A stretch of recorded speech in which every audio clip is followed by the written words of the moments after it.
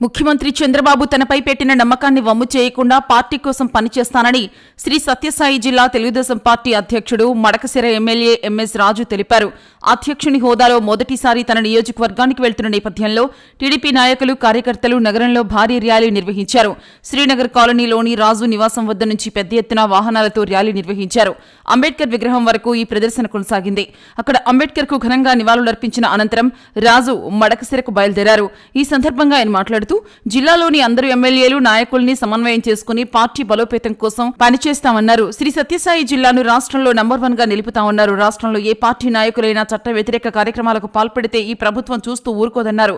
ఏ party వారైనా సరే తగిన శిక్ష అనుభవించక తప్పదని ఎంఎస్ రాజు హెచ్చరించారు. తెలుగుదేశం పార్టీ జాతీయ అధ్యక్షులు మాన్య శ్రీ గౌరవ ముఖ్యమంత్రి నారా చంద్రబాబు నాయుడు గారు, మా యువనేత జాతీయ పార్టీ ప్రధాన కార్యదర్శి మంత్రి నారా లోకేష్ అన్న గారు, తెలుగుదేశం పార్టీ రాష్ట్ర అధ్యక్షులు పల్లా శ్రీనివాస్ గారు సత్యసాయి జిల్లా తెలుగుదేశం పార్టీ అధ్యక్షులుగా నియమించినందుకు కృతజ్ఞతలు తెలియజేస్తూ, నా మీద నమ్మకంతో బాధ్యతలు ఇచ్చినటువంటి చంద్రబాబు నాయుడు గారి నమ్మకాన్ని వమ్ము చేయకుండా ఖచ్చితంగా సత్యసాయి జిల్లాలో ఉన్నటువంటి శాసనసభ్యులు, నాయకులు, కార్యకర్తలు అందరినీ సమన్వయంతో పార్టీ బలోపేతానికి కృషి చేసే విధంగా పనిచేస్తానని, అందులో భాగంగా ఈరోజు మొదటిసారి నా నియోజకవర్గానికి వెళ్తున్న సందర్భంలో తెలుగుదేశం పార్టీ నాయకులు, కార్యకర్తలు భారీ ర్యాలీని ఏర్పాటు చేయడం జరిగింది.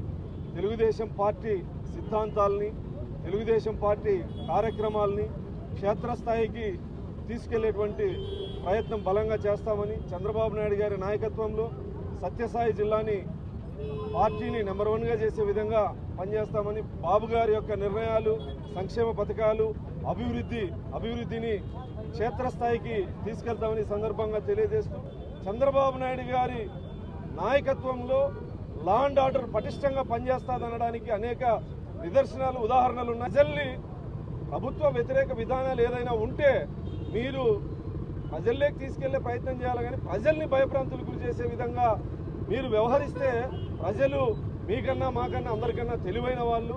ఖచ్చితంగా ఇంతకంటే గుణపాఠాన్ని వైఎస్ఆర్ కాంగ్రెస్ పార్టీ పద్ధతి మార్చుకోకపోతే ఖచ్చితంగా ఇంకా పార్టీ దిగజారిపోతుంది అని చెప్పి సందర్భంగా తెలియజేస్తూ, ఇలాంటి సంఘటనలు ఉపేక్షించదు తెలుగుదేశం ప్రభుత్వం అని సందర్భంగా తెలియజేస్తుంది.